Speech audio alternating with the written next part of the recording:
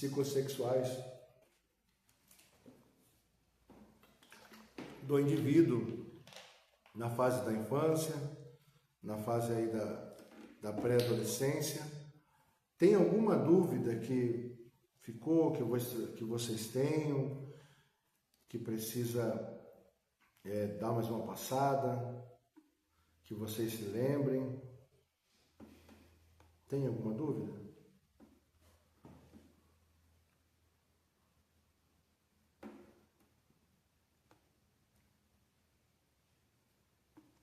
Das meninas, tem alguma dúvida? A Cacau conseguiu, a Cauane conseguiu assistir às aulas, tem alguma dúvida?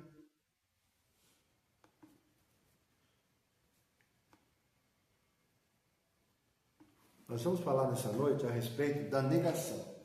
Vou levantar um pouquinho aqui, mas eu estou sem giz aqui na escola, mas eu vou colocar aqui, ó. Negação.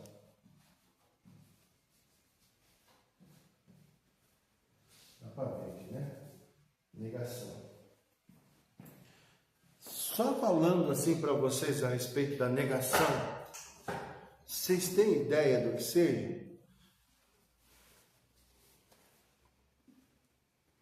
A gente tem pouco aluno hoje, algumas pessoas precisaram faltar, outras estão doentes, mas vamos lá, nós estamos aqui, de repente alguém chega, não tem problema não, a gente não vai desmarcar a aula.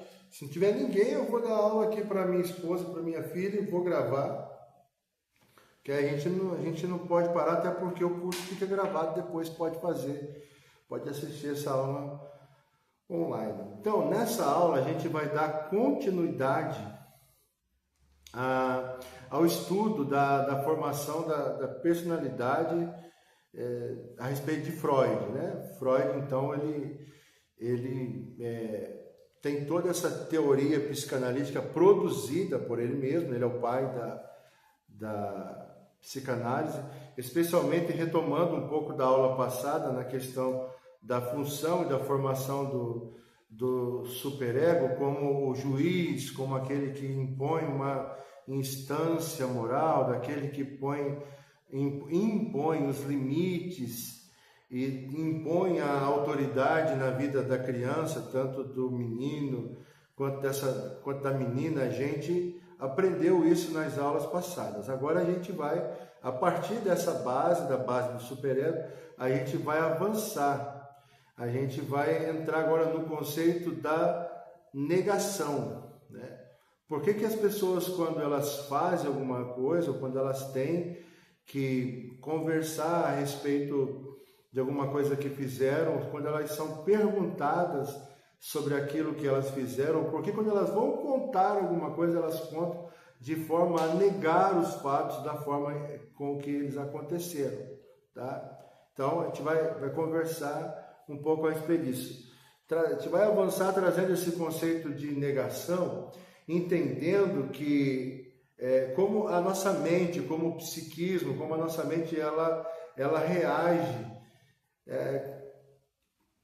quando certos desejos, lembranças, ideias ou sentimentos entram em conflito com aquilo que o sujeito, aquilo que a pessoa pode suportar e reconhecer em si mesmo, tá? Então, a gente vai falar um pouquinho a respeito disso, tá? Então, a proposta hoje é essa daí, tá? Falar um pouquinho a respeito da negação, tá? Então, vou fazer a pergunta de novo. Chegou mais gente aí, vou fazer. Você recebeu aí a Ana, Radassa? Não. É eu que estou recebendo? Você que tem que rever. Então, peraí que eu... Achou aí? Estou tentando achar aqui. Tem um perfilzinho e o mais. Eu sei. Ela tentou entrar, mas não conseguiu, não. Deixa eu tentar aqui.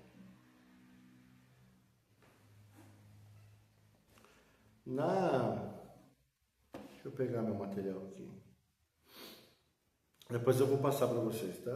Deixa eu ver.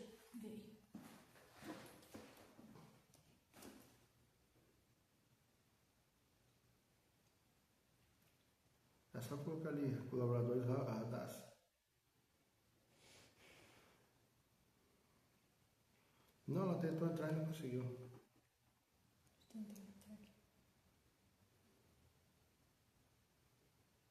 Então, gente, na aula anterior a gente viu que o resultado da formação do superego é essa internalização dos limites, da lei. O ego quer fazer alguma coisa, surge algum desejo lá no nosso inconsciente, lá no nosso id. O ego, ele quer fazer, ele quer colocar aquilo à tona, mas ele pergunta para o superego. O superego proíbe, o superego permite. Esse é o papel do superego. O papel do ego é querer. O papel do ego é colocar para fora, né? E aí o papel do superego é ser o juiz. Eu estou repetindo para a gente aprender e fixar cada vez mais. E o papel do inconsciente do id é guardar as coisas que são complicadas para o ser humano lidar. Então, em outras palavras, aquilo que inicialmente vem de fora, na questão do superego, regras, interdições, exigências, cobranças, vai aos poucos, né, sendo incorporado pelo nosso jeito, pela nossa mente, e aí tudo isso passa a funcionar como um juiz, uma espécie de um juiz moral, tá? Então, esse é o superego. E esse processo é importante porque mostra que o ser humano, ele não nasce com a personalidade pronta. Anotem isso daí, escrevam assim, ó. Todo ser humano não nasce com a sua personalidade pronta. Escreva isso, tá? Então, como é que a personalidade do ser humano se desenvolve? São todos aqueles passos ali da questão das fases psicossexuais da criança, tá? Se a criança amamentou, se a mãe deu a quantidade correta, se aquela criança não foi abandonada, tudo aquilo que nós já estudamos. Se a criança passou pelas fases de forma natural, como deve ser, sem nenhuma intervenção nem para mais e nem para menos, ela vai desenvolver uma personalidade, né, boa, tranquila. Agora, se esse processo, ele de alguma forma é interrompido, aí vai trazer prejuízos àquela criança que vão ser notados, percebidos, geralmente lá na fase adulta, tá? Então, a personalidade do indivíduo, do ser humano, ela vai se desenvolvendo e vai se estruturando ao longo do desenvolvimento da criança. Ao mesmo tempo que essa estruturação ela produz conflitos, né?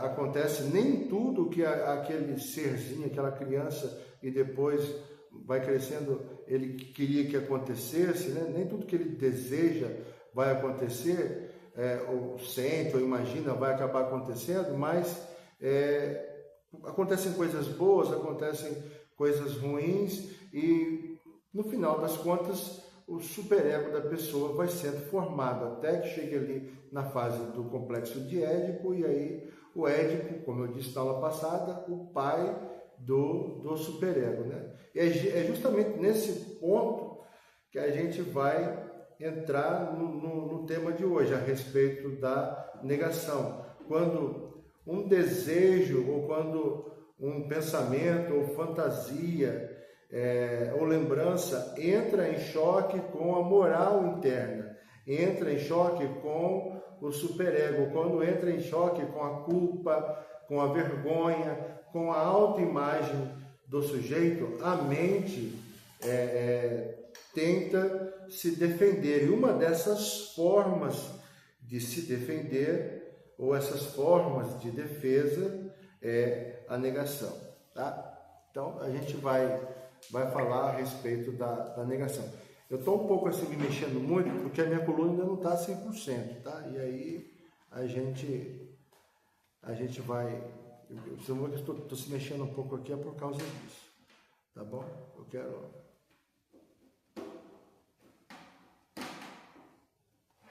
O que é a negação? Passei um pouquinho aqui meu conteúdo. A negação é um modo de tomar conhecimento daquilo que foi recalcado sem aceitar isso plenamente. Como assim, pastor Samuel? Como que é isso? Eu vou explicar para vocês. Quando um desejo do nosso inconsciente, ele sobe até o ego, lembrando daquela estrutura lá do iceberg.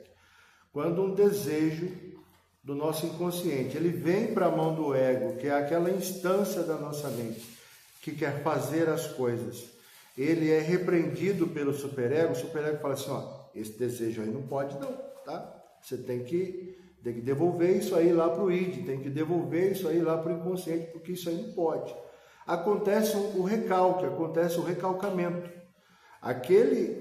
Aquela situação que o ego queria trazer à tona e que foi impedida pelo superego, ela é colocada mais profundo ainda, mais no fundo ainda, lá do nosso inconsciente, tá? E aí o que acontece? Aparece nesse momento a negação, porque a negação é um modo de tomar conhecimento daquilo que foi recalcado, sem aceitar isso completamente. Nós vamos caminhar, você vai entender. Isso significa que algo que estava recalcado consegue chegar de novo à consciência, mas ainda acompanhado por uma barreira defensiva. O sujeito toca, o ser humano toca no conteúdo, porém tenta mantê-lo à distância.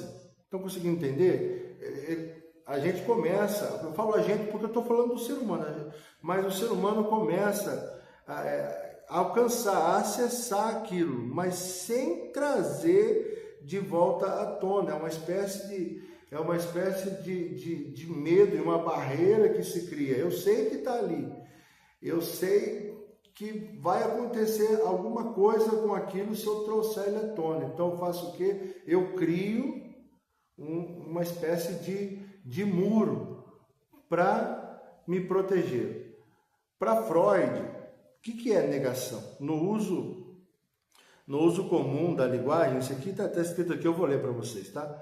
No uso comum da linguagem, negar pode parecer apenas dizer não, mas em Freud ou para Freud, a negação tem um sentido mais profundo. Isso aqui vocês vão ter depois, não se preocupem que anotem aquilo que eu pedi para vocês anotar, tá bom?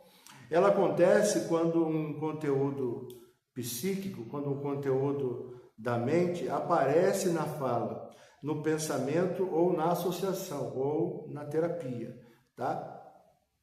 Mas vem acompanhado de uma tentativa de recusa, uma tentativa de desculpa, ou seja, a pessoa ela menciona o tema, tá? Mas ela procura se descolar dele. Vou dar um exemplo para vocês. Vou dar um exemplo bem simples. A pessoa fala assim: eu não estou com raiva da minha mãe. Você está lá fazendo a terapia da pessoa, está falando do pai.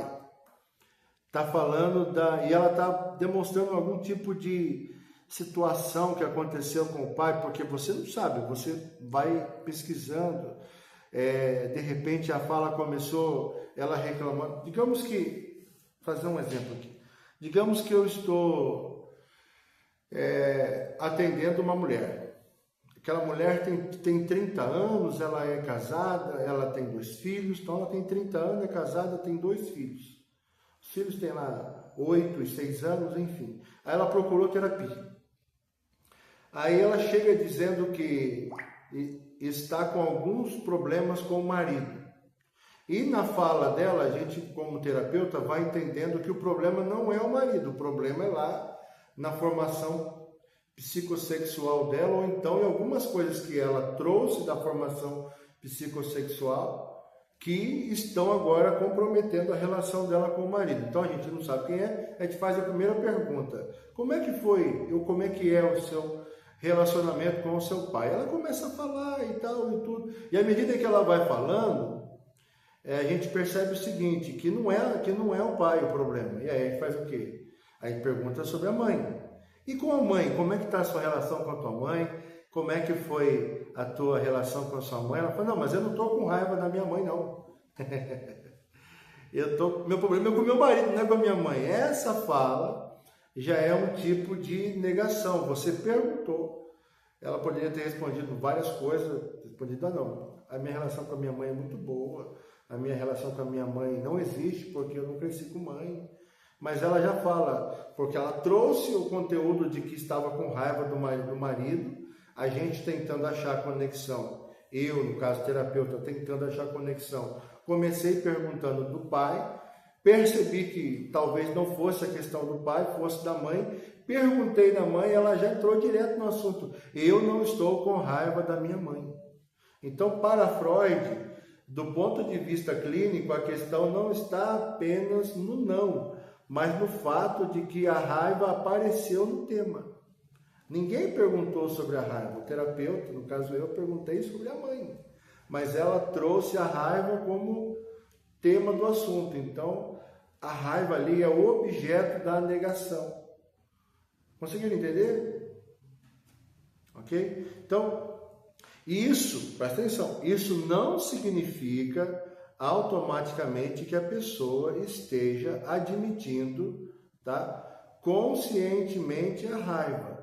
Mas o fato de quando eu ter tocado no nome da mãe ou na pessoa da mãe, ela já ter entrado na negação de que ela não, o não está aí, ó, não estou com raiva da minha mãe. E também trouxe um sentimento, trouxe a questão da raiva.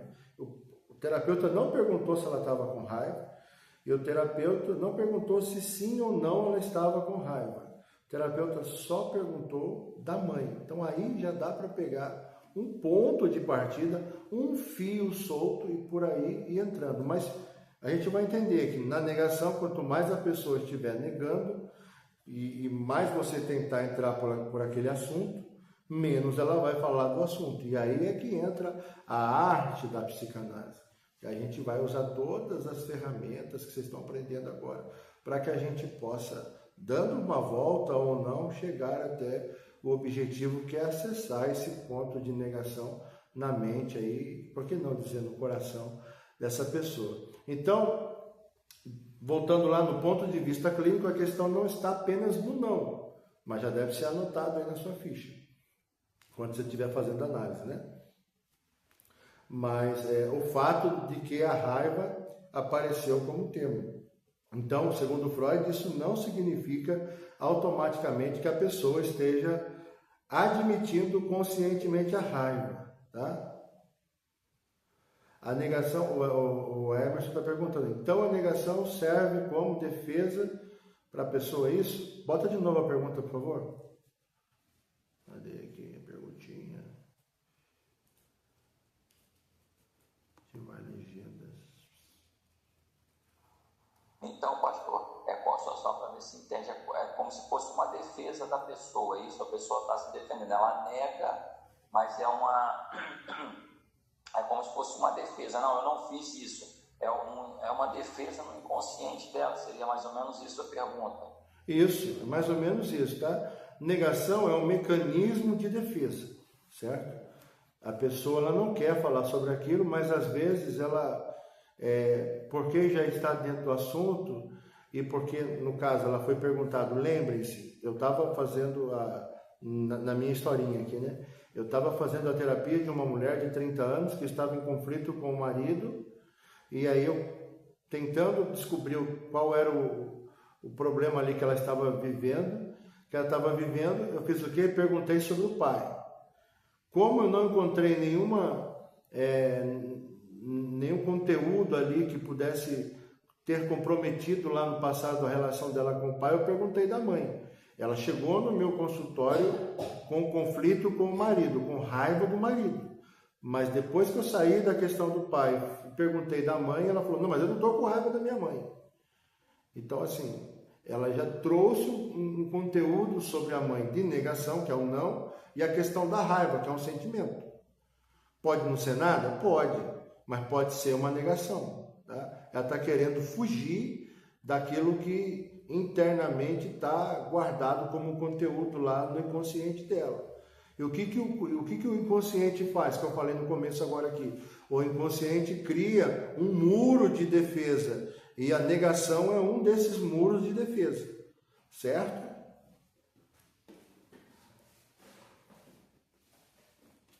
Aí Freud, ele percebeu que, às vezes, o inconsciente aparece justamente quando o sujeito, quando a pessoa, quando essa mulher de 30 anos está tentando recusá-lo, está tentando negar, que não quer falar disso. A maioria das pessoas, elas vêm para a terapia não querendo falar daqueles assuntos que nós descobriremos e faremos elas falar. Tá bom?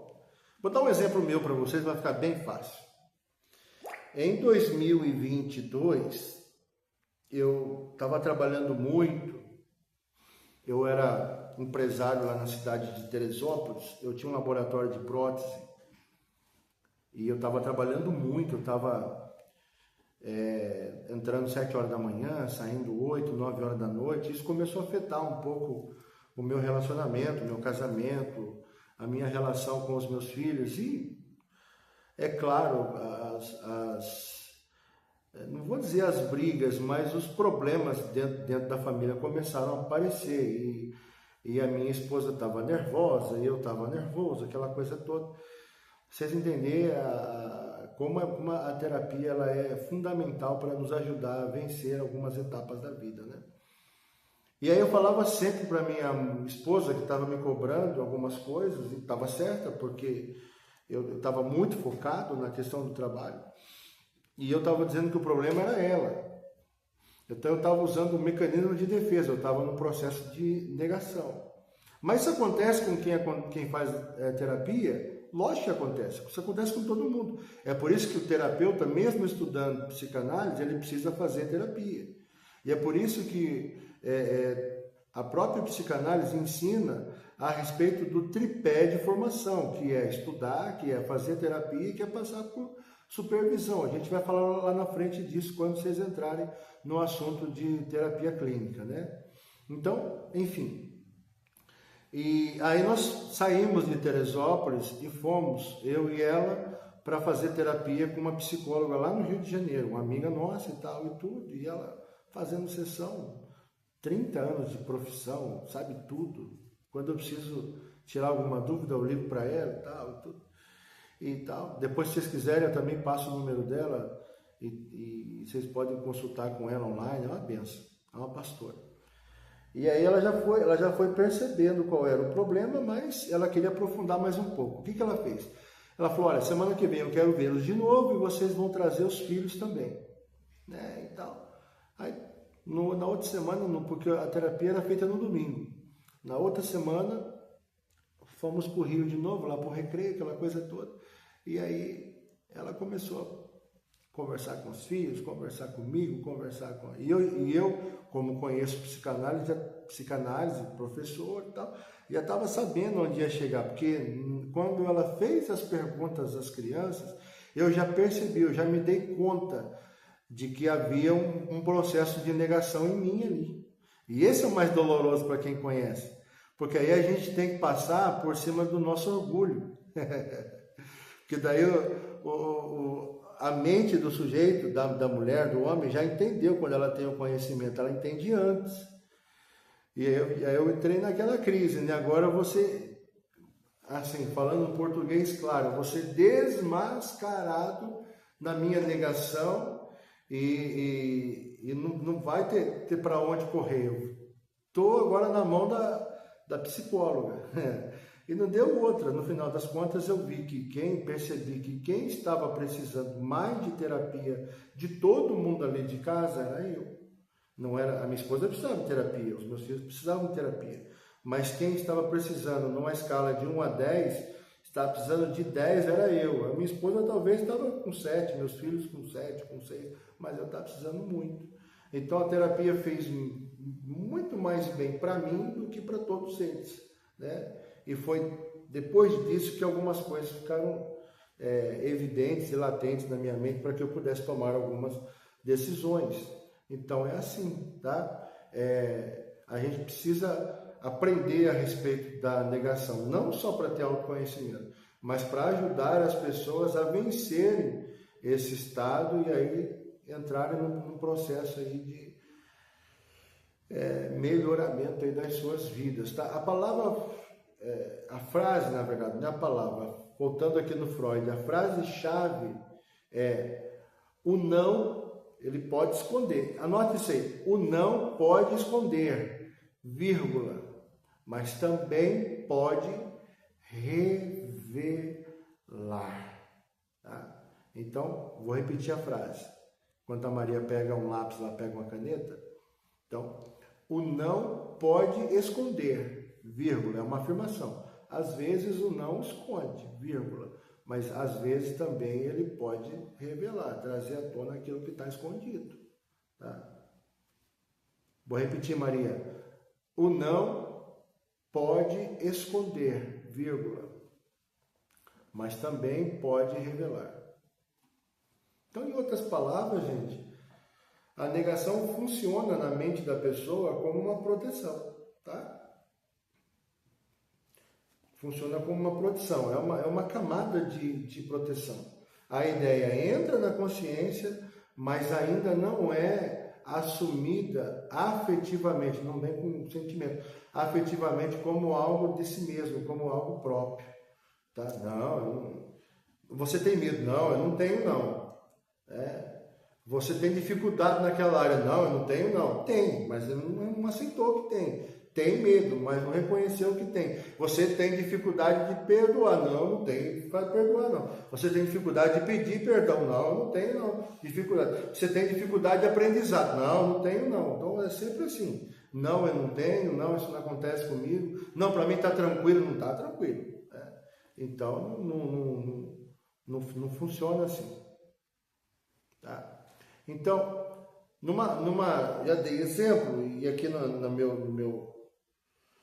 meu roteiro aqui da aula, existe uma fórmula didática para entender a negação. Então, a gente pode resumir a lógica da negação de uma forma bem simples, tá? O conteúdo apareceu. Alguma verdade lá da mente, alguma verdade psíquica se aproximou da consciência, se aproximou lá do ego, tá? E veio acompanhado de um não, igual aquela situação nossa do começo. Perguntei sobre o pai, vi que não tinha conteúdo nenhum sobre o pai, fui para a mãe, perguntei da mãe, e ela estava com raiva do marido, ela já falou: eu não tenho raiva da minha mãe, não quero falar da minha mãe. Então, o não veio acompanhado, né? A mãe, o sujeito, veio acompanhado de um não. O sujeito ainda se defende dessa aproximação. Eu não tenho raiva da minha mãe, mas tem. Ali naquele caso, justamente porque ela falou que não tinha, tá?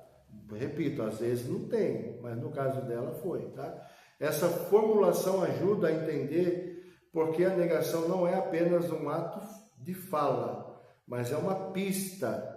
Então coloque assim, ó, negação, escreve negação, é uma pista, tá?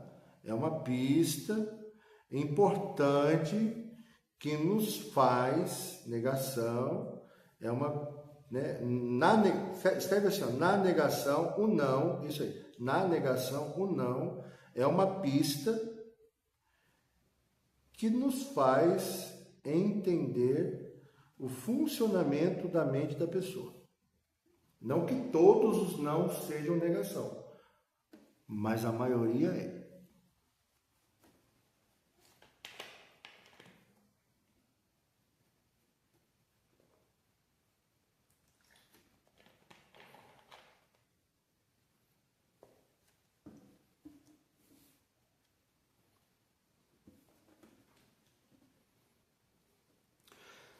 Tempinho atrás, e ninguém precisa se entregar aí, tá bom? É só um exemplo.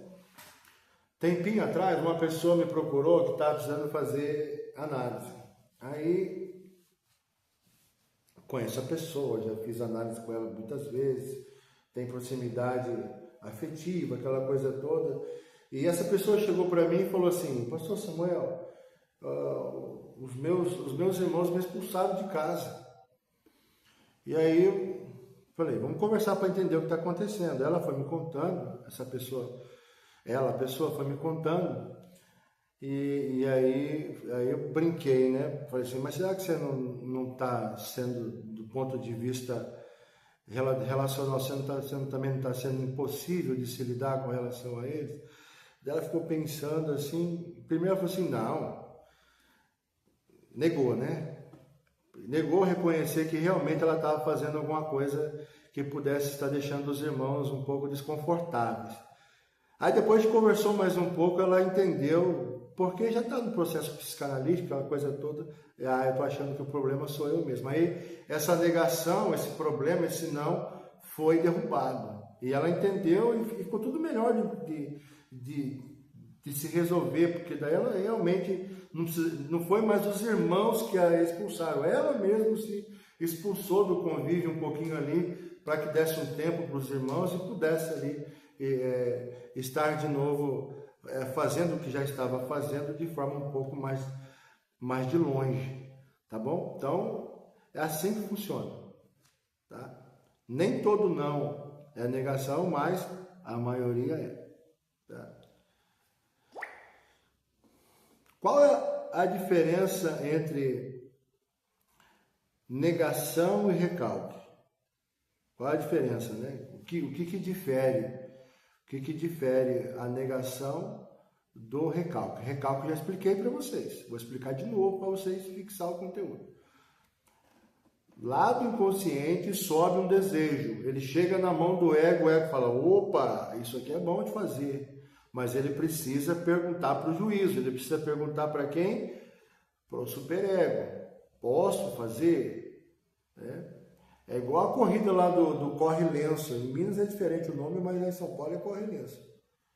Posso correr? Pode. Quantas voltas? Aí fala 2, 3, né? É o superego que dá a quantidade. Aí o superego fala: não, isso daí não pode não, isso aí é pecado, isso daí está errado, na sua base familiar isso é inadmissível. Aí o que o ego faz? Vai lá embaixo e coloca lá no fundão, lá, recalca aquilo, vai lá e bate, igual bate-estaca assim, ó, apertando uma coluna, ou um buraco que vai ser uma coluna e fica lá escondido. Isso é recalque. Então, o que é negação e o que é recalque? Negação, eu já falei para vocês o que é. Recalque eu estou falando agora. Qual é a diferença dos dois?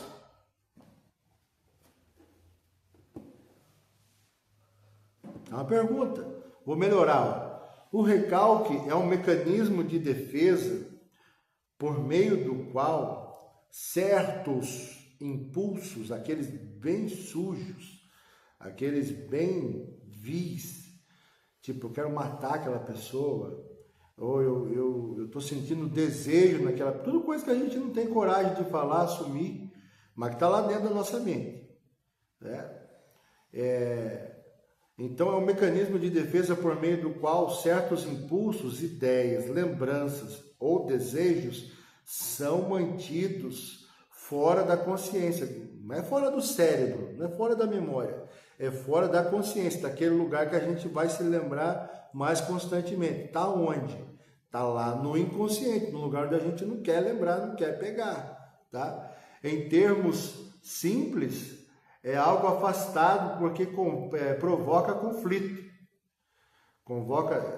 Provoca, na verdade, não é convoca, provoca, na verdade, desprazer ou ameaça a nossa organização mental, ameaça a nossa organização psíquica.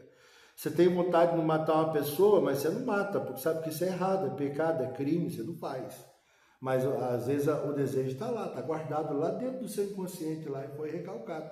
Teve uma hora que você brigou com alguém, você ficou com tanta raiva que você queria passar com o carro por cima dela. E você teve a chance. Mas por que você não fez? Porque seu superego não deixou. Tá? E aí, se você é uma pessoa cristã, você vai dizer o seguinte: o Espírito Santo não deixou. O Espírito Santo falou com o seu ego, com o seu superego, disse assim: oi, isso aí não pode, viu? Aí seu superego bateu continência e falou assim: Tá certo, capitão? Não pode. E você, obrigado, Espírito Santo, eu quis, mas não fiz, né? Joia. Então, é isso, tá? O recalque faz isso, o recalque traz lá para dentro de novo do inconsciente aquilo que você teve vontade de fazer. Aí você fala assim, como é que eu sei que é recalque? Você sabe, porque você lembra que você teve vontade de matar alguém? Você lembra? Eu lembro que eu já tive vontade de matar alguém, tá recalcado lá e lembro, tá? Mas tá quietinho lá, não fico pensando toda hora não, porque tá recalcado, tá? E quando que acontece isso daí? Quando a gente é despertado por algum gatilho, acontece uma situação semelhante, parecida de novo, aí a gente é impulsionado muitas vezes por aquele sentimento que está recalcado, certo? Então, o recalque é isso. A gente pega tudo que é ruim, ele é um mecanismo de defesa, a gente pega tudo que é ruim, impulso, ideia ruim, desejo ruim, e a gente mantém fora da nossa consciência, deixa lá embaixo, lá no iceberg, tá? E ele fica afastado, tá bom? Já a negação acontece quando esse conteúdo consegue aparecer de algum modo, mas sempre protegido de um não. Sempre não. Tá aqui, eu tô lembrando, mas não, tá? Então, o recalque. O conteúdo não chega livremente na nossa consciência. Ele aparece ou ele permanece afastado, deformado, e o sujeito não reconhece diretamente. Já a negação, o conteúdo chega à consciência. Então veja, ó, eu estou sem giz aqui, gente, mas esse aqui é o iceberg da consciência que tem o recalque. Esse aqui é o iceberg da consciência que tem a negação. Lá no recalque, ele está lá embaixo, bem escondidinho, quase sumindo do quadro. O recalque, a negação, ele está aqui, ó, no meio, chegando. Ele está querendo fazer isso, mas tem um não aqui segurando. Tá bom? Então, na negação, o conteúdo chega à consciência. Como eu disse, aparece sempre acompanhado de um não. O sujeito tenta dizer, isso não é meu, não é isso, não tem importância, eu não sou assim, eu não tenho dificuldade nisso, eu não tenho dificuldade naquilo, eu não tenho medo, já falei não tenho medo, né? Eu não tenho dificuldade com o perdão, eu não sou orgulhoso, eu não sou orgulhosa. É sempre o não. É sempre o não primeiro, mas por detrás tem sempre um conteúdo, tá? Então, para entender direitinho, recalque não chega na consciência. Negação chega na consciência, mas eu me defendo dela, certo? O recalque não chega. Ele já foi, ele já voltou e ficou recalcadinho lá, porque não pôde fazer, e ele ficou lá, eu nem lembro mais. Mas a negação, ela vem. Ela chega até a consciência, para lá e eu fico me defendendo dela. Certo? Alguma dúvida até aqui? Não? 2 minutos para tomar água. Vamos lá.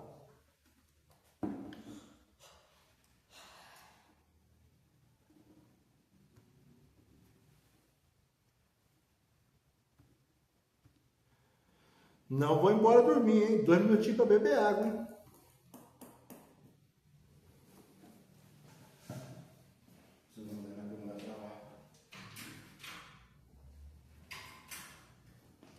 Tá tudo torto. Peraí. Calma aí que eu tô...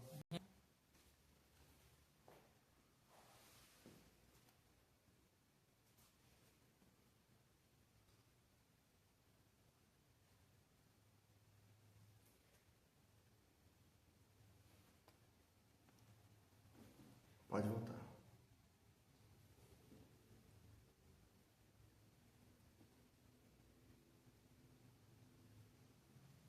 Vai. Tocando na tela, querendo fazer o microfone funcionar. Deixa eu voltar. Voltei, pessoal. Voltei.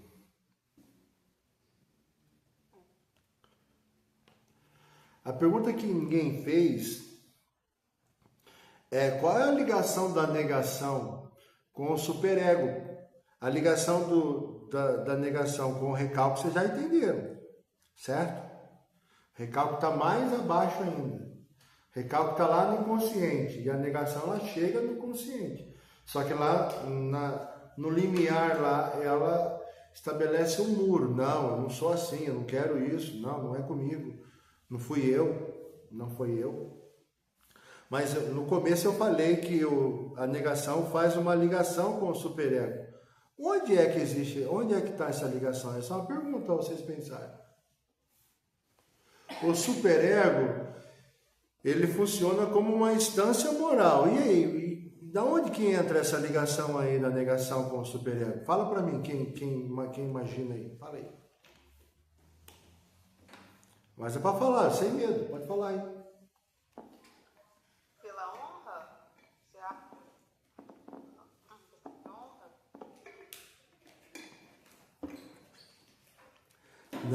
Não é essa aí não. Não tem problema, obrigado de participar, tá certo? É isso que eu quero. Não fica com medo de errar, não. A gente aprende assim.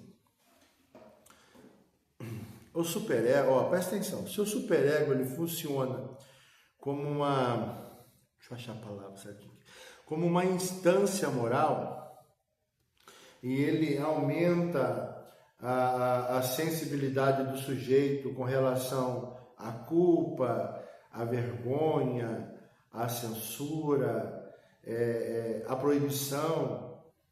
Isso significa que certos desejos, fantasias, ressentimentos, impulsos graves ou aqueles sentimentos mais repugnantes, aqueles sentimentos mais assim repulsivos mesmo, sabe?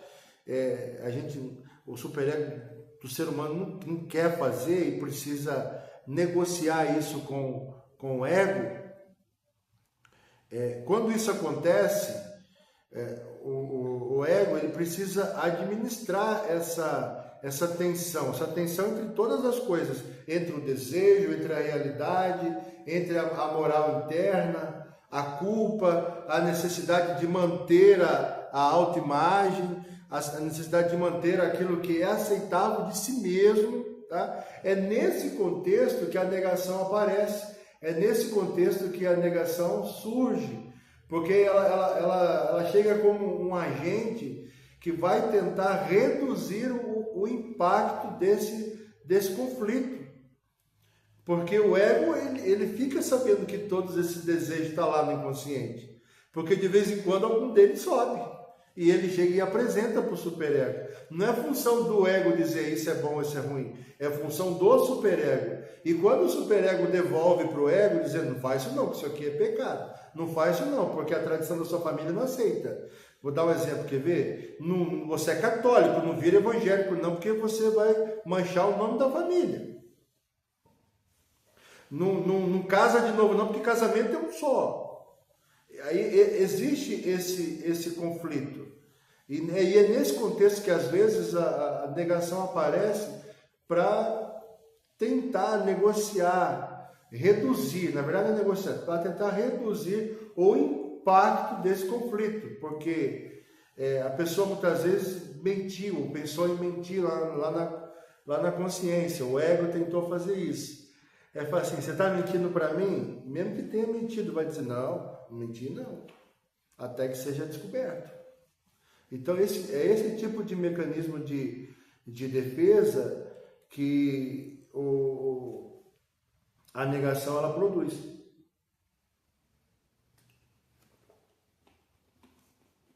Vamos lá no exemplo da mulher de 30 anos que veio fazer terapia. Conversando com ela e pegando e juntando todo o material psicanalítico que ela pôde produzir, entregando na mão e no conhecimento do psicanalista, ele entendeu que o problema que ela está tendo com o marido é por conta da relação que ela teve com a mãe. No começo, o analista, analisando aquela mulher de 30 anos, casada com aquele homem, ele achava que era porque ela tinha um conflito com o pai, porque ele foi por lógica, ela está tendo um conflito com o marido, e aí ela já usou a figura masculina e tentou falar a respeito do pai. Mas ao contar a história, ela falou, não, meu pai foi um amor, meu pai cuidou bem de mim, meu pai fez isso, meu pai fez aquilo. Ele já percebeu que não era ele, que estava tudo bem entre ela e o pai. Então ele faz o quê? Ele vai para a mãe. E ela chega no consultório dizendo que estava com raiva do marido. E aí quando ele sai do assunto do pai e vai para a mãe, fala, então me fale sobre a sua mãe. A primeira coisa que ela fala, lembra lá no comecinho da aula? Eu não estou com raiva, eu não tenho raiva da minha mãe. Ela já entrou no processo de negação. Daí o psicanalista vai dizer o que para ela? O que você diria para essa mulher para continuar a terapia e continuar no assunto da mãe? Qual seria, o que você falaria? O que você falaria, Osaki? O que você falaria? Eu tentaria, já que ela afirmou que não tem ódio, né, eu perguntaria, de repente, não é ódio, é qual a melhor lembrança que ela teria dessa mãe. É uma boa solução. É uma boa solução. Veja, ela falou, eu não tenho raiva da minha mãe. Você, como psicanalista, você faz o quê? Nossa, que ótimo. Conta para mim, narra para mim um momento bom que você viveu com a sua mãe. Se realmente ela não tem raiva, ela vai na hora lembrar, assim como ela falou do pai. Nossa, teve uma vez que nós fomos para a praça, ou fomos viajar para Campo do Jordão, e fizemos isso, fizemos aquilo. E aí, o que o analista vai entender? Ela não tem problema realmente com a mãe. Mas se ela tem, você já vai ver algum tipo de êxito. Espera aí que eu vou me lembrar. Vou me lembrar e talvez essa pessoa comece a chorar, essa mulher comece a chorar. Aí você já vai entender que é. Assim, não é que você não lembra, talvez você não queira falar porque você não tem, né? E ela vai desmontar ali. A gente chama isso daí, eu falo para minha esposa que isso aí é o botãozinho do choro. Você apertou o botãozinho do choro. Tuf! Você apertou, a pessoa começa a chorar na hora. Aí você vai acolher. Se a pessoa chora, se você fala assim, bingo, acertei, ela está com um problema com a mãe e está reproduzindo isso com o marido. O que você vai fazer? Se a pessoa chorou, a primeira coisa que você faz é acolher a pessoa. E não é ir lá, abraçar, não é isso. Você vai dizer, isso, que bom que você chorou, se você tem algumas coisas que precisam ser resolvidas com a sua mãe, eu estou aqui para te ajudar. Tá? Um monte de gente já passou por isso e conseguiu vencer, e já está bem hoje, está vivendo tranquilo ou tranquila, então assim, chora mesmo, porque isso faz bem, chorar, põe para fora as coisas e tal. Então, você vai acolher, vai ouvir aquela pessoa, seja homem, seja mulher, e aí você vai falar o seguinte, eu geralmente faço isso. Você quer continuar o assunto da sua mãe, eu prefiro falar na próxima sessão. Mas você deixa claro, na próxima sessão nós vamos falar a respeito da sua mãe, tá bom? Mesmo que você não queira falar hoje, porque isso aí vai, né, te deixar... Às vezes a pessoa é forte, ela fala, não, vamos lá, já começamos a falar mesmo, agora vamos lá. O que o analista não pode fazer? É ele pegar e tripudiar em cima do sentimento da pessoa, que é o que alguns fazem. Fazem assim, tá vendo? Eu sabia que esse não seu aí era porque... Você não precisa falar isso, você já descobriu. Você não precisa falar isso, você já descobriu, tá? Então, assim, às vezes, na terapia de casais, você vai ser... Como é que é a palavra que eu posso usar? Não é obrigado, mas você vai ser forçado a usar algum tipo de confronto, porque senão você não vai ter as rédeas da sessão. A terapia de casal é um pouquinho mais difícil, demanda uma certa experiência para você levar ela ali, né, bem. Mas se a pessoa está sozinha com você ali, online ou presencialmente, não precisa. Você já descobriu que era um processo de negação. Você já sabe o que é, onde está ali a dificuldade, é só tocar o barco, é só continuar e acolher aquela pessoa e continuar naquela sessão, numa próxima, sem problema nenhum. Então, a negação, ela sempre aparece como uma opção da mente para tentar reduzir, resolver não vai, mas para tentar reduzir o impacto do conflito. Quando você, como analista, eu perguntei da mãe, se a pessoa é inteligente, ela já vai falar assim, descobriu que o meu problema não é com o meu marido, meu problema é com a minha mãe. Tem um problema mal resolvido com a minha mãe, que eu estou vivendo ele igualzinho no meu casamento, e o analista já descobriu. Então, quando foi perguntado da mãe, ela falou assim, eu não tenho raiva da minha mãe, não. Tem sim.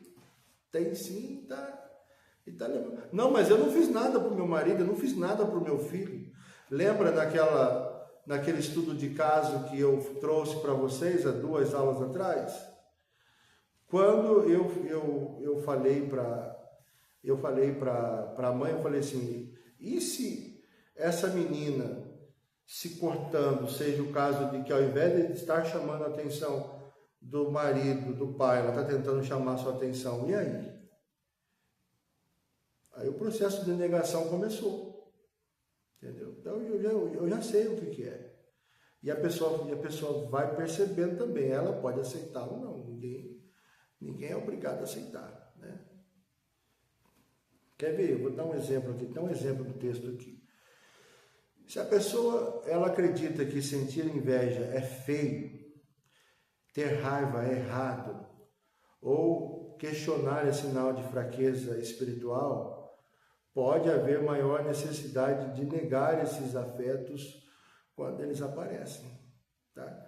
Então, se a pessoa acredita que sentir inveja é feio, ela sente inveja, ela vai negar. Ao invés de ela reconhecer, falar assim, olha, se a pessoa cristã, eu preciso orar mais um pouquinho, porque eu estou sentindo um pouco de inveja. Mas ela não, eu não sinto inveja. Ela fala, não. Né? A pessoa está sentindo raiva com frequência.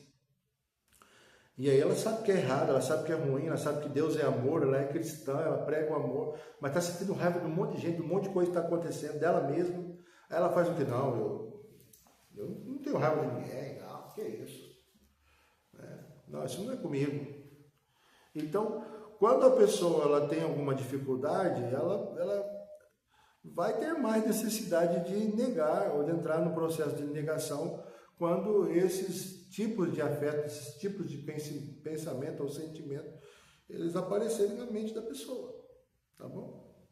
Então, aquela mulher de 30 anos que eu estava analisando, quando ela percebeu que eu descobri, e antes de eu querer fazer qualquer pergunta, qualquer questionamento, só porque eu perguntei da mãe, e a sua mãe? Me fale um pouco. Nem perguntei, pedi para falar.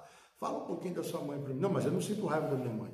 Pronto, eu já tenho um caminho ali para poder seguir. Né? Anotem aí outra frase.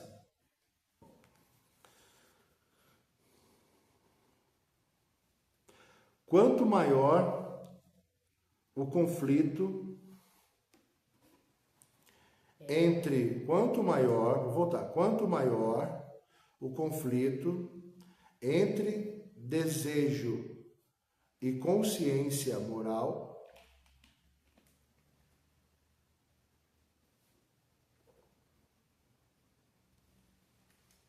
vírgula, maior pode ser a necessidade de defesa.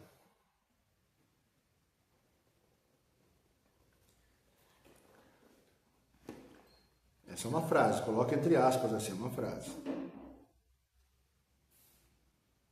Aí, concluindo, escreva assim, na linha de baixo, escreva assim, concluindo, 2 pontos.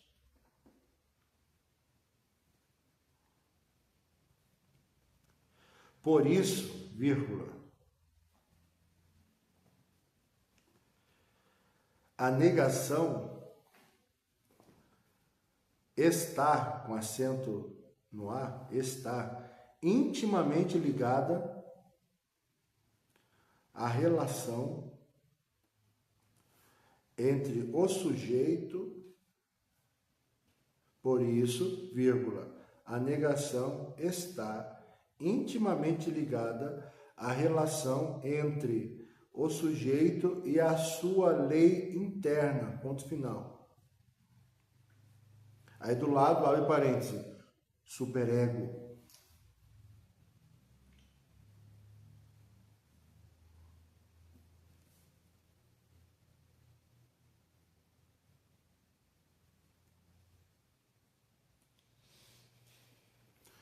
Então, gente, Freud, ele pensava o seguinte,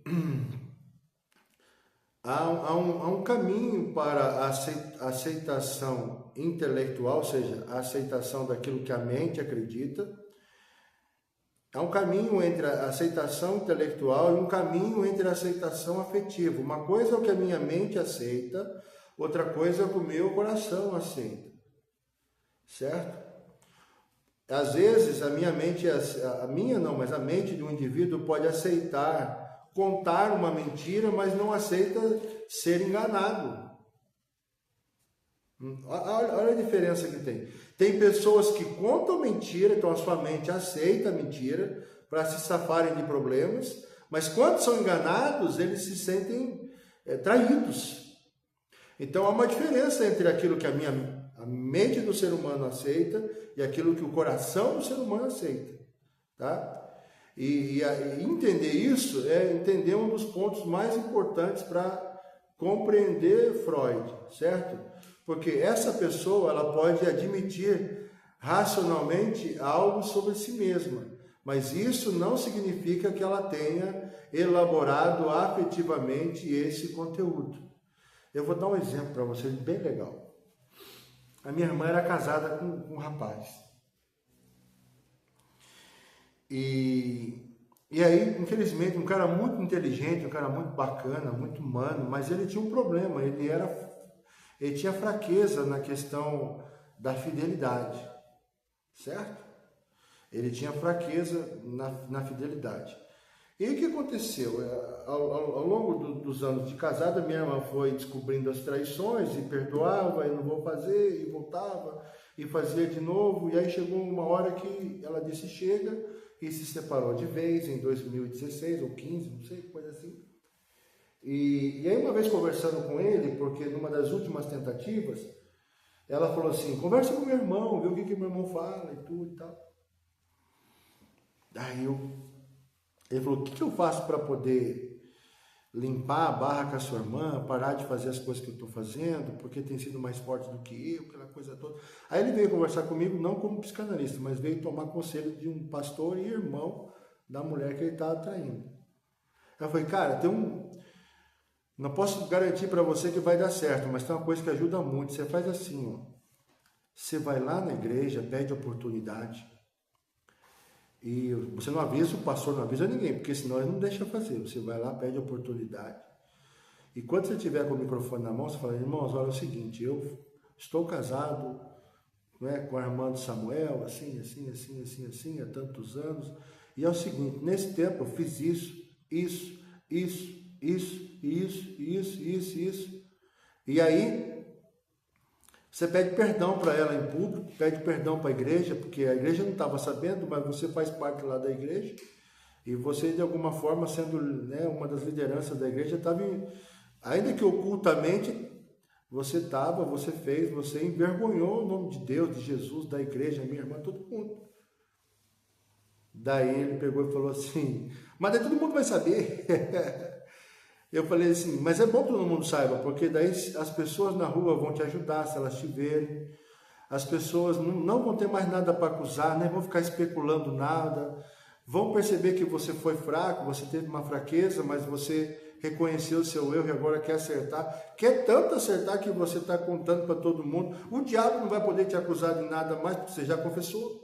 O que ele vai falar? Ah, você fez isso. Aí eu fiz mesmo, mas eu já pedi perdão, a minha esposa perdoou, a igreja perdoou, Deus perdoou. Então não tem mais o que ninguém apontar dedo para você. Você vai ser cuidado pelas pessoas. Daí ele falou assim, não, eu não consigo fazer isso. Eu falei, cara, mas você consegue trair minha irmã, você faz algo pior.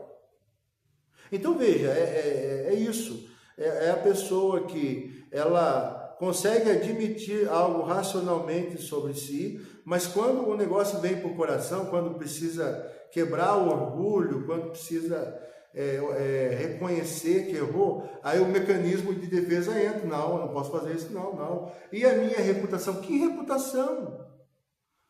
Você não tem reputação nenhuma, porque aí levando para o lado espiritual, levando para o lado cristão, que reputação que você tem? Diante de Deus você está mais quebrado do que arroz de terceira. Usei o termo aqui de São Paulo. Diante de Deus você está todo errado. Você não consegue sentir culpa diante de Deus, você não consegue sentir vergonha diante de Deus. Mas diante da opinião das pessoas, você sente culpa.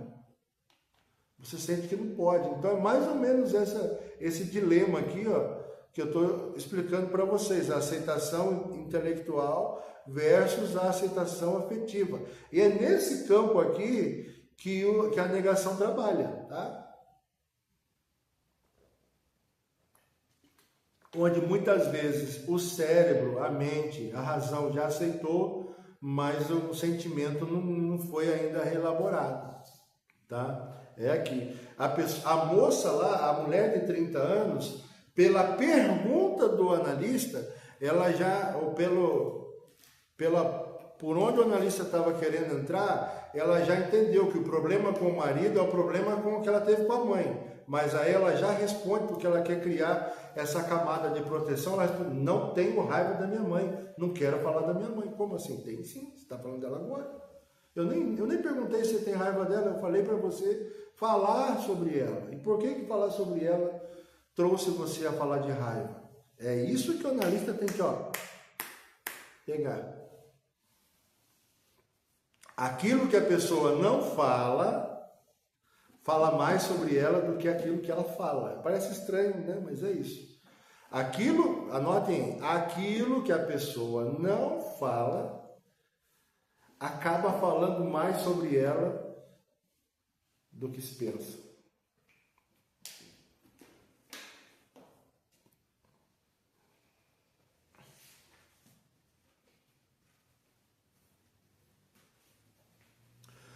Uma coisa, gente, é a cabeça admitir. Outra, essa pode anotar também. Outra coisa é o coração suportar. Nem tudo que a cabeça admite, o coração suporta. Tá? Uma coisa é a cabeça admitir, outra coisa é o cardio suportar, é o coração suportar. Aí, sabe o que isso quer dizer?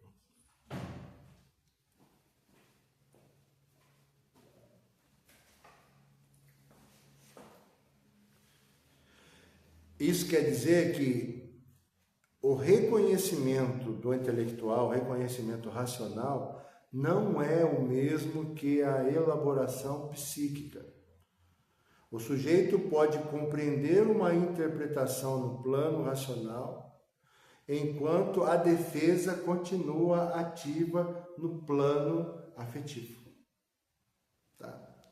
O sujeito pode, aquela mulher de 30 anos, ela podia entender já ali que o problema estava lá na criação com a mãe, isso estava refletindo no casamento dela com o marido. Mas isso não quer dizer que isso já foi resolvido no coração dela. Tinha o analista, que, lá ali naquele caso, no caso sou eu, vou ter que trabalhar a situação dela com a mãe. Tá? Mas aqui eu não estou falando de um caso real não, tá? É para vocês entenderem.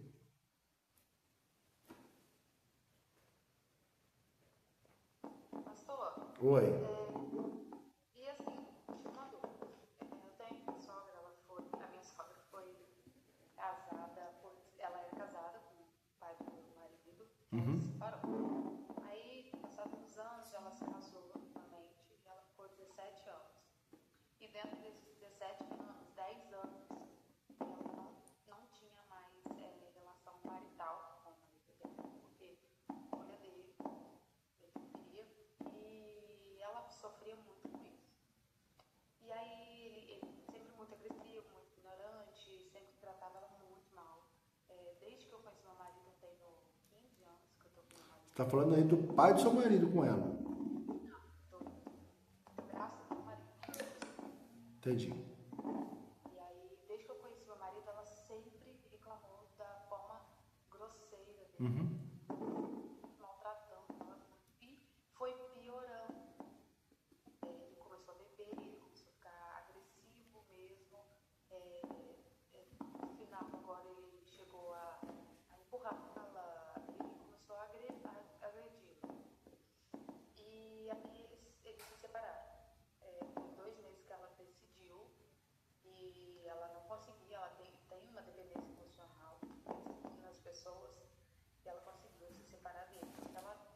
Aí agora, acontecendo, na mente dela só vinha as coisas boas que aconteciam. E eram assim, raríssimas.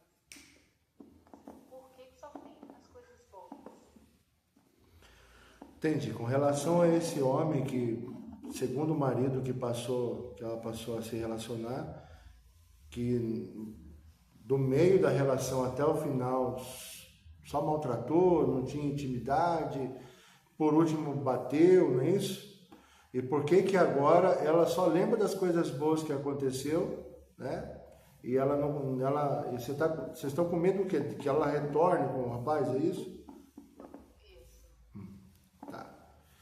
Essa daí é uma aula mais para frente e não tem a ver com negação, certo? Mas o que está acontecendo? Os traumas que ela viveu agora atuais, eu estou até escrevendo sobre isso, eu estou escrevendo um livro a respeito dos traumas atuais, porque nem tudo que acontece conosco, a culpa é do passado. Tem coisas que acontecem que a culpa é de agora mesmo. Tá? A pessoa já ressignificou, já desenvolveu tudo o que tinha que desenvolver, mas aconteceram outras coisas e aí essas coisas ou despertaram coisas antigas que já tinham sido praticamente resolvidas, ou então criaram novos embates ali na mente da pessoa para que ela tenha que resolver agora, ressignificar agora, certo? Tem várias respostas aí, mas assim, carência emocional, sentimento de que vai terminar a vida sozinha, né? Então assim, quanto mais acolhimento essa sua sogra tiver, menos ela vai sentir desejo de voltar para essa pessoa. Ou então, às vezes, ela, com todas as coisas que ela viveu, ela ainda ama, ela ainda gosta e sente algum tipo de arrependimento. A literatura de Freud, a literatura psicanalítica, né, os livros, vão falar sobre ganho secundário, síndrome de Estocolmo, que é quando a pessoa, mesmo passando por problemas numa relação, elas preferem ficar junto com o abusador, entendeu? Por diversos motivos. Por exemplo, ganho secundário. No ganho secundário, aquela mulher ela apanha de vez em quando do marido, mas o marido ele supre, ele de alguma forma protege na visão dela, ele põe comida na casa, ele compra roupa, ele paga água, ele paga luz. Se ela for embora, como é que ela vai fazer? Como é que ela vai fazer com todas essas coisas? Às vezes tem filho pequeno, como é que ela vai cuidar sozinha? Então ela fala, de vez em quando ele me bate, mas é pouquinho, eu aguento, eu preciso aguentar porque eu tenho os meus filhos. Eu já ouvi várias vezes no set analítico a mulher falar, eu apanho do meu marido e eu não vou embora por causa dos meus filhos. Ou então a pessoa fala, eu não vou embora porque eu quero salvar o meu casamento, mas a pessoa não sabe que quando ela está apanhando do marido, ou quando o marido está apanhando da esposa, porque isso aí também acontece, já não tem mais casamento, o casamento não está mais ali, o casamento é uma aliança. Se o marido não está tratando a esposa como Cristo trata a igreja, a aliança não existe. E o contrário também, se a esposa não respeita, não ama o marido como a igreja de Jesus tem que amar Jesus, não tem casamento, o casamento já acabou, né? Então, assim, síndrome de Estocolmo, por que existe essa história?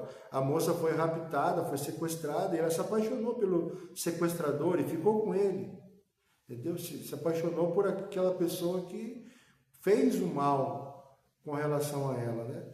Nós tivemos há muitos anos atrás o caso do Pedrinho. O Pedrinho foi roubado por uma enfermeira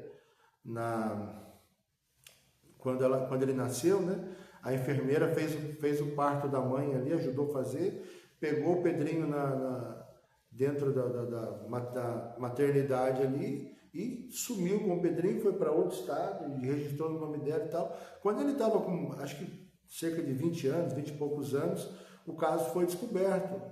No primeiro momento, o Pedrinho não queria se separar da mãe, daquela que havia roubado ele, da mãe não, da sequestradora, né? Ele não queria se desapegar daquela que o raptou, que o sequestrou. Ele amava, não, ela fez isso porque ela queria muito um filho, tentando entender o crime da mulher. Eu não lembro o nome da mulher, eu lembro só o nome do Pedrinho. E aí, depois de muito tratamento psicológico e tudo tal, ensinando que foi cometido um crime, por mais que aquela mulher tivesse vontade de ter um filho, ela não podia causar um sofrimento de uma dor, uma mãe fica mais de 20 anos longe do filho e tal. Aí ele foi entendendo e por fim ele foi morar com a mãe verdadeira e abandonou a mãe que havia raptado ele, acho que ela foi presa, coisa assim. E aí, mas demorou para ele entender. Então algumas pessoas demoram mesmo, entendeu? Mas a gente vai falar mais sobre isso mais para frente. Aqui a gente não pode pular os assuntos, senão causa uma confusão. Mas é mais ou menos isso, entendeu? A pessoa, ela sabe que se está perdendo aquilo que ela ama, que ela gosta, que ela está acostumada a viver anos junto, e talvez as coisas ruins que essa pessoa faça, na visão dela, distorcida ou não, pode ser que não sejam tão ruins e vale a pena. Então ela está acreditando que ele vai mudar. Às vezes ele pode ter dito para ela, vocês não sabem com certeza isso, ele pode ter feito algum tipo de promessa. E mulher que ama, ou homem que ama, indivíduo que ama, muitas vezes é enganado pelo coração, né? Então, quantas vezes alguém já disse, eu vou mudar e não mudou? Quantas vezes um homem falou isso, uma mulher falou isso, e isso não aconteceu? Se isso não causa dor, no sentido de abuso emocional ou abuso físico, a pessoa muitas vezes aguenta, tá? Mas no caso dela já tem um abuso físico, me parece que até o abuso emocional já está identificado aí, né? Se está com algum problema de disfunção erétil, alguma coisa que não está conseguindo ter intimidade, tem que procurar médico e não ignorar a esposa, né? Então tem que ver direitinho, né? Tem que entender, mas qualquer coisa, depois a gente, com o tempo direitinho, se ela quiser, você marca uma sessão, entendeu? A gente fala com ela para poder entender, mas não fala que você trouxe o assunto na aula não, tá bom? Isso aí vai ficar entre nós aqui, para a gente aprender e guardar para aprendizado, tá bom? Mas é mais ou menos isso. Fala, Saqueira. É Sáquia, mas eu chamei de Saqueira de sacanagem. Esse processo, né, remonta a muita coisa. Deixa eu falar uma coisa, tá cansadinho hoje, né? Tô vendo aqui. Tô preparando para viajar para o Rio, né? Hoje eu estava dando uma aula de música aqui antes ainda, mas dentro do que eu ainda estou anotando, né, guardando, acaba que remonta um pouco do que eu vivo familiarmente, né?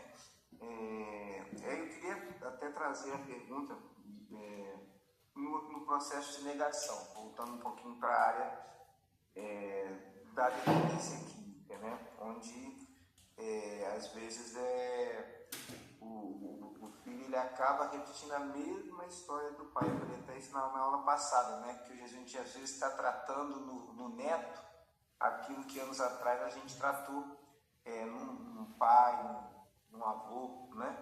E aí a hora que a gente chega nesse ponto, né? Hoje, por exemplo, eu entendi que eu não posso ir tão assim, né? Direto na história, né?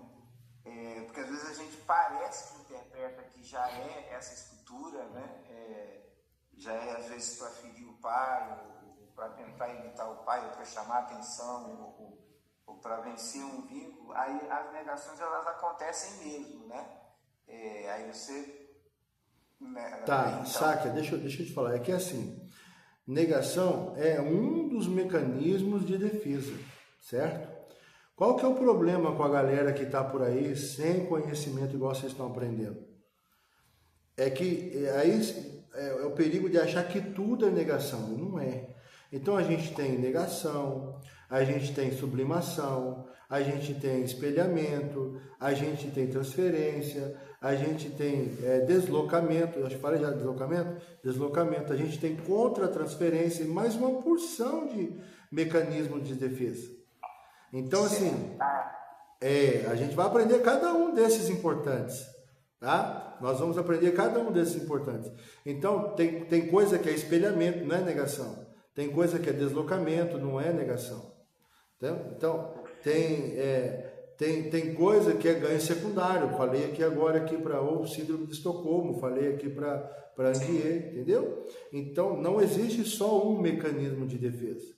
Existem vários mecanismos de defesa e nós colocamos eles dentro de um grupo. Algumas escolas de psicanálise colocam todos dentro de um grupo chamado camadas de proteção. Entendeu? Então, aqui eu trouxe hoje, na historinha da mulher de 30 anos, um caso de negação. Mas eu não estou dizendo que todos os casos que a gente vai ver daqui para frente são negação. Então a gente precisa aprender sobre espelhamento, sublimação, deslocamento e tantos outros que a gente vai trabalhar os principais aqui. Transferência, espelhamento, deslocamento, sublimação, transferência, contra-transferência, todos nós vamos trabalhar. A gente vai falar.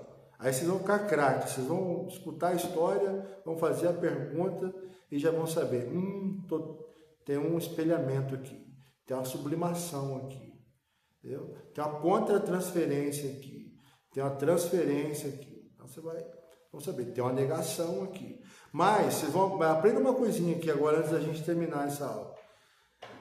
Geralmente, o primeiro que a gente identifica, e às vezes tem mais de um, mas geralmente o primeiro que a gente identifica, porque ele é mais fácil de identificar, é a negação. É por isso que muita gente brinca, até sem saber falar assim, o primeiro processo psicanalítico da mente é a negação. Não sou eu, não fiz.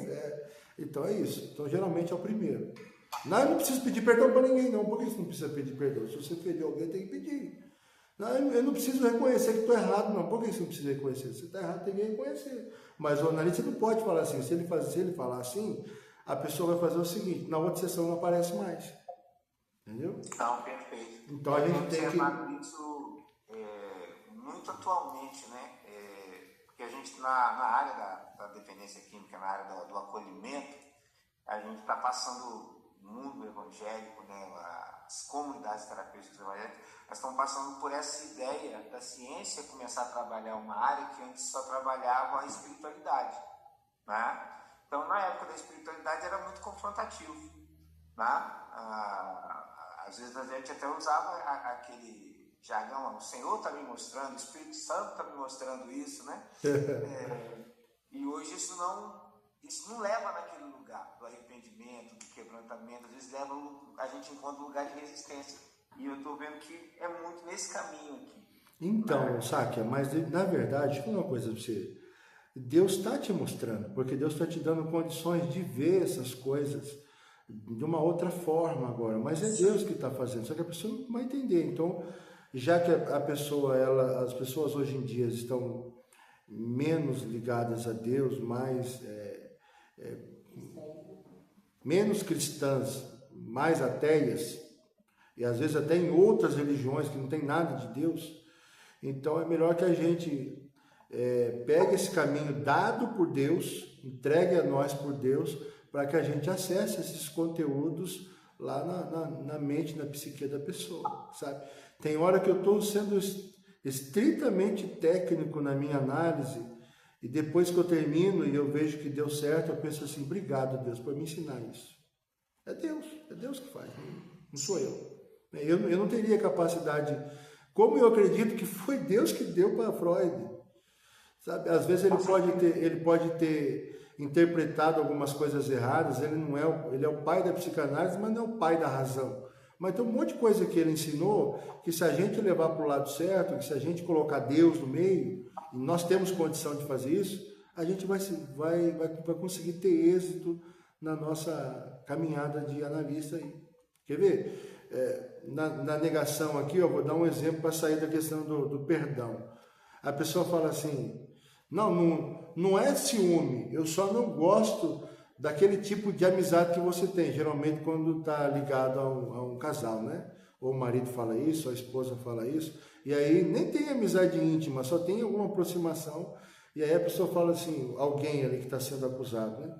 Não, mas não tem nada entre nós, eu só conheço, não tem problema, eu não tenho nada contra essa pessoa, eu só não gosto que você tenha amizade com ela, não é. É negação, tem ciúme sim, só que não está querendo admitir, entendeu? Então, outro, eu já usei já a inveja, eu não tenho inveja, eu só acho estranho esse tipo de sucesso. Como assim que não tem? Tem inveja sim, tá nítido ali, né? Às vezes a pessoa fala assim, não, eu não me sinto culpado não, mas só que vira e mexe ela está pensativa e está falando daquela outra pessoa, então assim, a lembrança ela volta, porque já foi resolvido na mente, mas no coração ainda não foi. Então, como ela retorna, como ela reaparece, aí o sujeito, aí a pessoa, ela tenta minimizar o afeto, dizendo, não, eu não tenho ciúme, eu não tenho inveja, eu não estou sentindo culpa, eu não preciso pedir perdão, eu não preciso perdoar ninguém, mas no fundo precisa. Aquilo já foi elaborado na mente dela, mas no coração não foi ainda. Então esse é um segredinho aí para entender se a pessoa está no processo de negação ou não, né? Aí a pessoa às vezes está brava até com Deus, fala assim, eu não estou questionando Deus, eu só não entendo por que comigo não foi desse jeito. Deus fez isso na vida do fulano, Deus fez isso na vida do ciclano. Isso acontece muito na vida de pais que querem engravidar e não conseguem. Aí vai no médico muitas vezes, está tudo certo, não tem nem problema. E aí não engravida. Aí fala assim, mas fulano tinha metade do útero e engravidou. Acontecia isso e engravidou, tinha cisto e engravidou. Nós estamos perfeitos e não está chateado com Deus. Está chateado com Deus? Você, como psicanalista, fala o que para essa pessoa? Aqui, você está chateado com Deus? Resolva com Deus.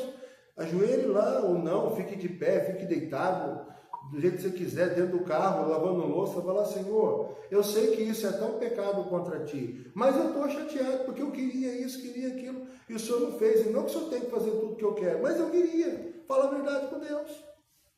Mas a maioria das pessoas não tem coragem nem de fazer esse confronto e nem de falar assim com Deus. Mas seria bom se a gente fosse assim, primeiro porque se dentro do coração tem algo mal resolvido, vou falar perto de vocês aí, ó. Deus já está vendo, Deus já sabe, não dá para esconder nada de Deus, então coloca para fora que pelo menos você sara. Tem um profeta na Bíblia, eu vou terminar aqui, aí se você tiver alguma pergunta, vocês me fazem. Tem um profeta na Bíblia que ele queria casar, gente, Deus falou assim, ó, você não vai casar. Ele ficou bravo, mas Deus falou, não vai. Aí chegou um tempo que ele aceitou, Jeremias. Moisés queria entrar na terra prometida. Sabe o que Deus falou? Não vai entrar e não insista. Acabou. Não tem essa. Então, para aqueles que creem em Deus, as coisas precisam ser de acordo com Deus. Entendeu? Aí a gente fica arrumando um monte de subterfúgio. Não, é porque isso, é porque aquilo. É por causa de tudo isso. Mas em primeiro lugar é porque Deus não queria que fosse assim. Pronto. Entendeu? Ó, tem que abrir o microfone. Para falar tem que abrir o microfone. Então, ó, frases como, eu não me importo com isso, eu não tenho raiva dele, eu não tenho raiva dela, no caso da mãe da mulher de 30 anos, eu não estou magoado, não, isso nem mexeu comigo, eu não fiquei com ciúme. São todas essas frases, são frases que vão nos levar para o caminho do entendimento de que pode ser ali um processo de negação. Tá bom? Alguma dúvida, gente? Tá? Então, assim, o objetivo do analista não é pegar, igual eu falei para vocês, mostrei para vocês, tá vendo? Ó, porque você falou agora, eu não tenho raiva dela, você está na negação. Não. Isso aí é uma coisa para o analista saber por onde caminhar, por onde ir, que caminho traçar para poder alcançar o coração daquela pessoa. Veja, às vezes, vou lembrar de novo, às vezes o conteúdo está certinho na mente, mas no coração ainda está afetado. É aqui que nós vamos trabalhar. O inconsciente está aqui dentro. Ó. O cérebro só faz ele aparecer. Tá bom? Onde que estão os sentimentos? Está no cérebro ou está no coração?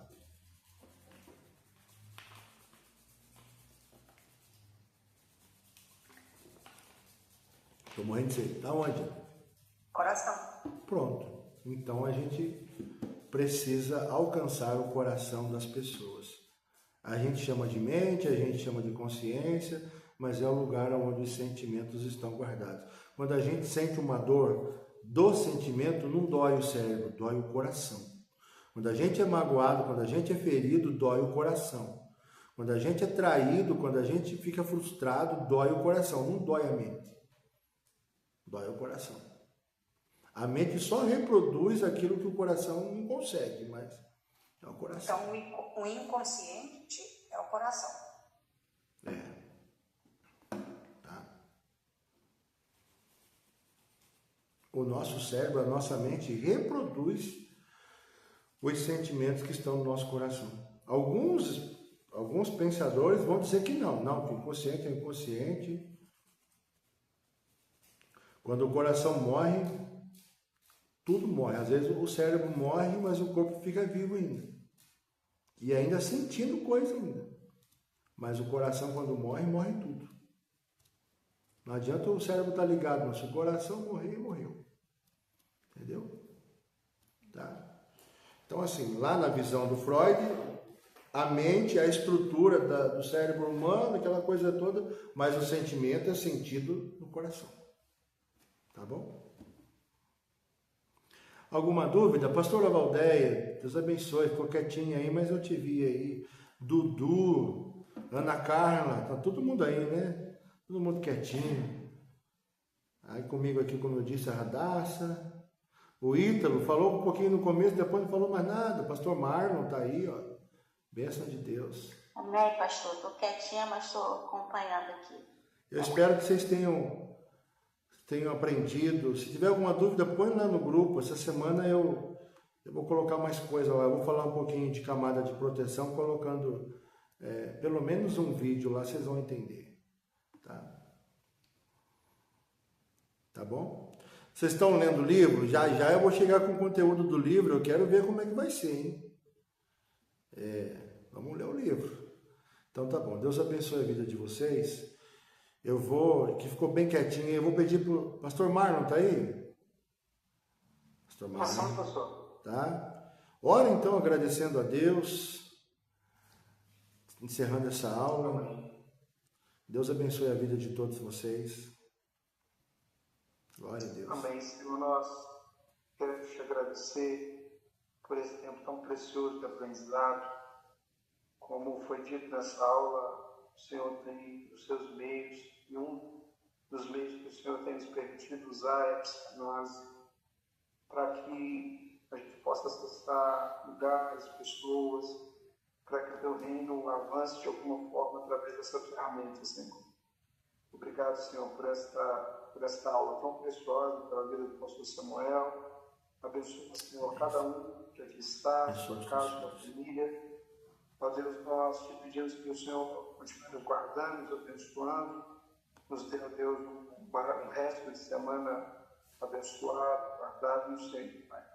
E que possamos refletir sobre tudo que estamos aprendendo, que a gente possa, de alguma forma, aplicar isso para louvor e glória do Teu nome, Senhor. Essa é a nossa oração, em nome de Jesus. Amém. Amém. Deus abençoe. Fiquem com Deus. E boa semana, tá? Um abraço a todos. Amém. Boa noite. Amém. Boa noite, pessoal.